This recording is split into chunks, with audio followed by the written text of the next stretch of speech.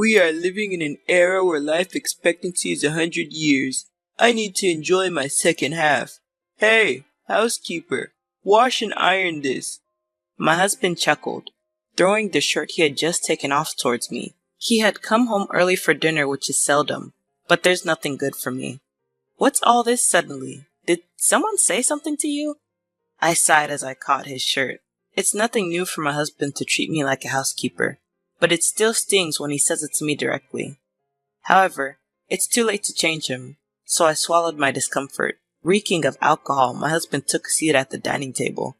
Oh, it was the boss. We had a company party today, and the boss said that life is 100 years, so 50 is just a halfway point. I see. So it was the company's boss who planted that idea. My husband casually started picking at my dinner as he continued talking. Hey, housekeeper, I need more booze and some snacks. I had planned on having a simple meal since our daughter wasn't home due to working late. It seemed like my meal would be gone in an instant. Could you please not eat that? I hurriedly tried to stop him, but he just ignored me. Reluctantly, I began to prepare some snacks and extra food for myself. I'm Kayla. I'm a 42-year-old office worker. It's been more than 17 years since I married my husband.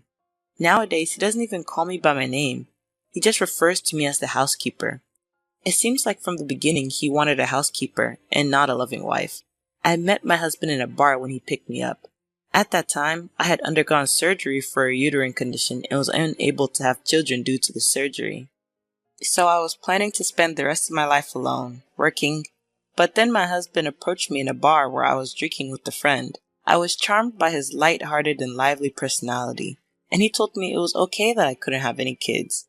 I was moved, thinking he loved me, but I never imagined that he only wanted a housekeeper and didn't need kids. Additionally, my husband, who loves drinking, was out almost every night, so I had no idea he had a grown-up daughter. His daughter, Emily, was 9 years old at that time. My husband was rambunctious when he was younger, got a girl pregnant at 18, married her, and divorced in less than a year. The young couple treated their daughter like a burden. Both refused to take custody of her. Emily was raised by my in-laws. Despite her complicated circumstances, Emily was a very good and obedient child. When Emily met me for the first time, she asked, "Are you going to be my mom? Will you stay with me forever? Will I have a brother or a sister?" One question after another. I'll never forget the look in Emily's eyes at that moment.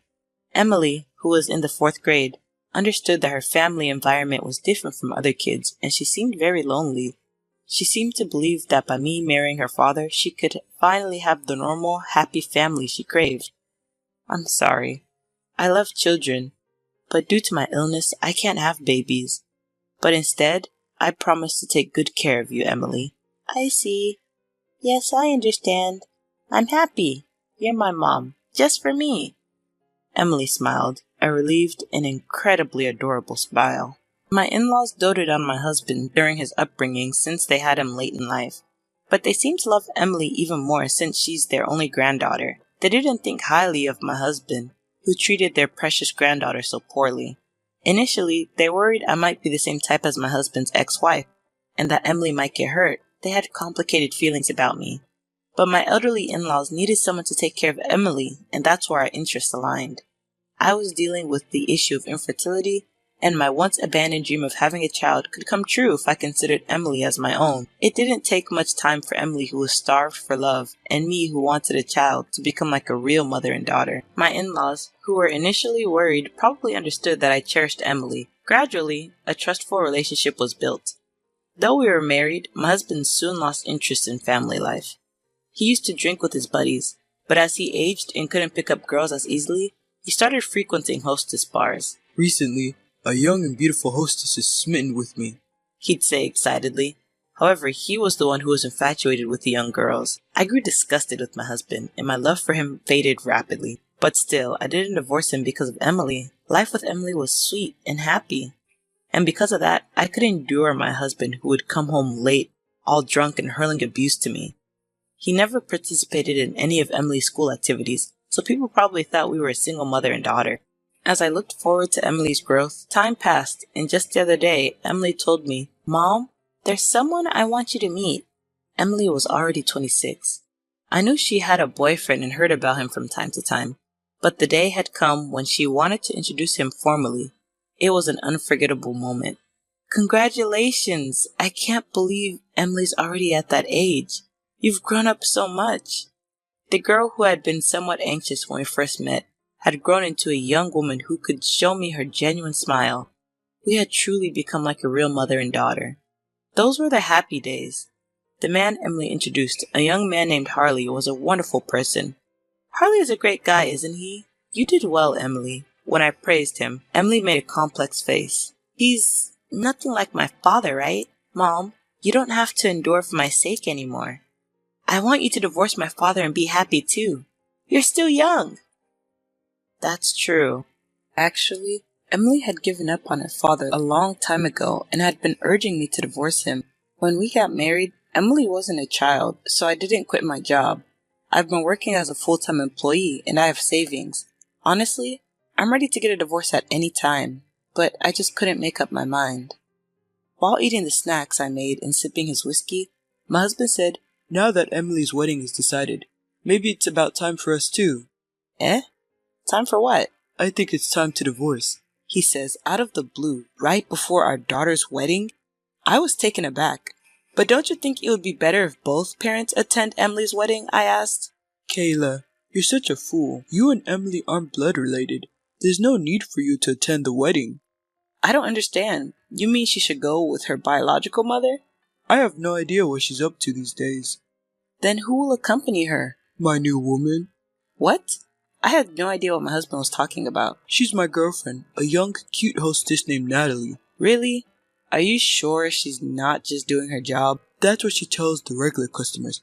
But Natalie is definitely into me. She always says, if only you weren't married. So I'm going to propose to her on her birthday next month. Life is a long game, and I've still got more than half of it left.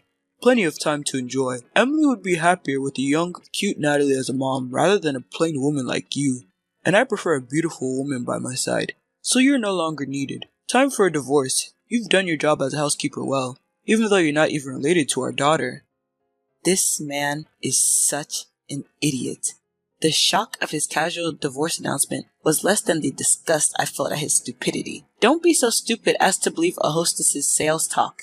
And a wedding is not a venue for showing off a beautiful woman. What's the point if the mother who raised the bride isn't there? It doesn't matter who it is, as long as we're not blood related.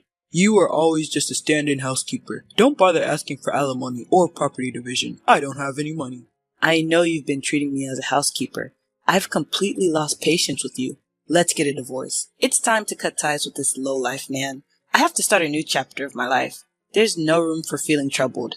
I finally realized my husband's stupidity and was horrified at the same time. Alright, it's settled. I'm not a monster. You can stay here until Natalie moves in, on the condition that you continue doing the housework. Fine. And just like that, our divorce was decided. The next day, I went to the city hall to get the divorce papers. In the evening, while my husband and I were filling out the divorce papers, our daughter came home from work. When we told her about the divorce, she looked confused. She seemed unsure whether she should be happy for me or pretend to be sad. What about my wedding? It would be awkward with both of you there. It's okay if just mom attends, right? Emily casually said something hurtful, but my husband, who thought his attendance was a given, didn't catch on. Don't worry, Emily. I'll bring you a young and cute wife with me. Emily frowned at her dad's absurd statement. What? A wife other than my mom? Dad, have you been cheating? I didn't notice because I thought no woman would be interested in you. Emily was quite sharp with her dad. It's not cheating. Natalie is my main squeeze. Your mom was always just a housekeeper. I never married her because I loved her. That's awful. I've always said this, but aren't you embarrassed to refer to mom as a housekeeper? Shut up. Why do you keep calling her mom? She and I are divorced. She's a stranger to you now. What? My daughter was taken aback for a moment.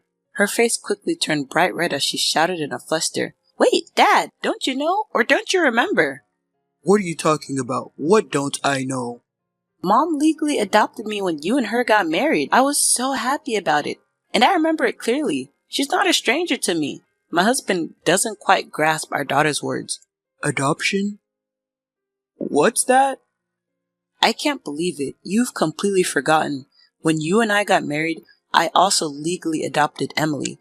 Even without a blood connection, the law recognizes an adopted child as your own. Even after my explanation, my husband still didn't get it. So that's something that automatically ends when we divorce, right? No, it isn't. The adoption is separate from divorce. It doesn't end unless I legally terminate it, and I have absolutely no intention of severing my parental relationship with Emily. That's right, I have no intention of severing my bond with Mom either. What? You two are kidding me. Invalidate that troublesome thing. No matter how much you fuss, it's determined by law. I was thinking of taking Emily in and raising her if it came to that. Emily, knowing that even if I divorced my husband, there would still be a way for her to be with me, encouraged me to divorce for my own happiness. The next day, I submitted the divorce papers and the divorce was finalized. But I was still living in the house. With over 17 years of life in it, there was quite a bit of stuff to sort out. When I contacted both my parents and my husband's parents, they were all in favor of the divorce. However, my husband's parents strictly told me to make sure I got alimony and to divide the property. They also advised me to sell the house we were living in and make some money from it. Even though he was their own son, they seemed fed up with what he had done to their granddaughter and me. Then the next day, Hey, I've decided to remarry you. What? At dinner time, my husband came home and said that out of the blue. Emily and I were wide-eyed. What happened to the young and cute Natalie? She wasn't at the bar today. When I asked, my husband answered briefly. Emily and I didn't understand what he meant, so we waited for his explanation. She quit her job at the bar and she's gone.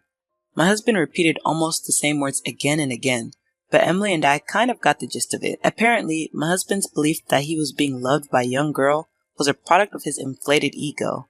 Emily was the first to burst out laughing. Dad, she wasn't into you at all. Emily was laughing so hard that tears were streaming down her face. Well, is that so?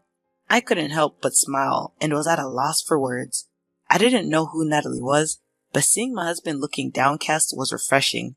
It's no surprise a young girl isn't seriously into a middle-aged guy like you. She never even considered you in the first place.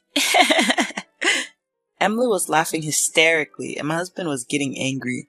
Emily, how dare you say that to your father? Natalie was going to become your mother. I already have a mother, and I don't need a father. My daughter didn't back down either, and I did my best to suppress my laughter. What a disgraceful child. Hey, Kayla, it's your fault for raising her this way. Mom's not to blame, Emily retorted.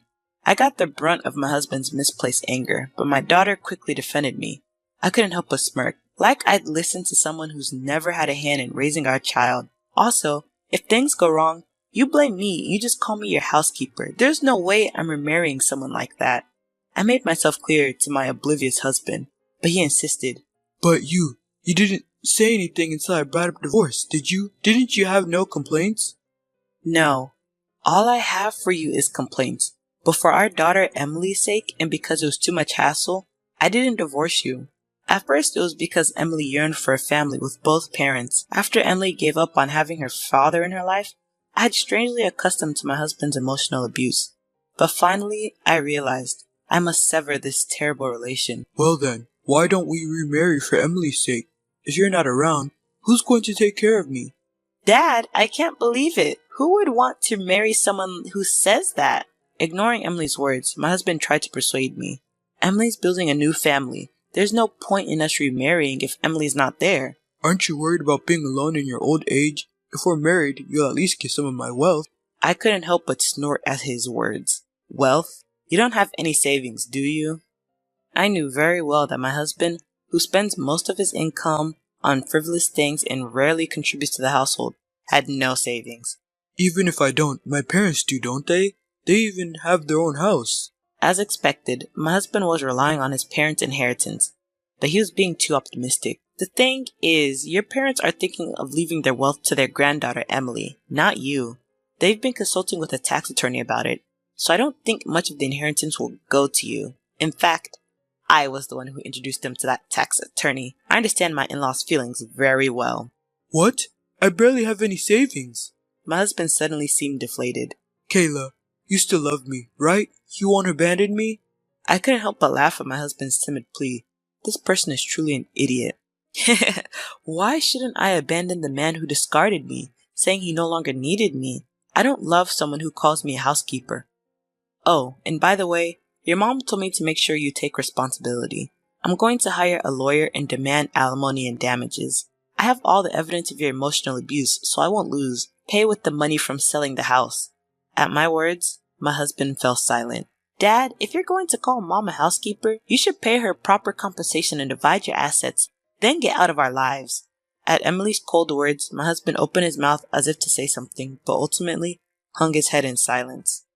My husband, who had lived as he pleased and was now rejected not only by me, but also by his parents and daughter. This was fully deserving of his fate. Look, you're on the second chapter of your life, right? So let's really say goodbye this time. After that, as planned, I sold the house we had lived in, divided the proceeds, received a hefty sum for alimony, and started living alone near my daughter's place. My daughter had asked me to live with her, but I didn't want to intrude on her newlywed life and wanted to enjoy my own quiet time, so I respectfully declined their kind offer. My husband ended up living and working on a construction site somewhere, thanks to his father's connections. I have no idea where he is now. The trigger for this divorce, my daughter's wedding, was attended by me and my in-laws without my husband. When I heard the letter from the bride, "Thank you for raising me like a real mom," I couldn't stop my happy tears. I'm relieved to have been able to send off my daughter safely. Finally, truly happy days are within my grasp, and every day is now truly enjoyable.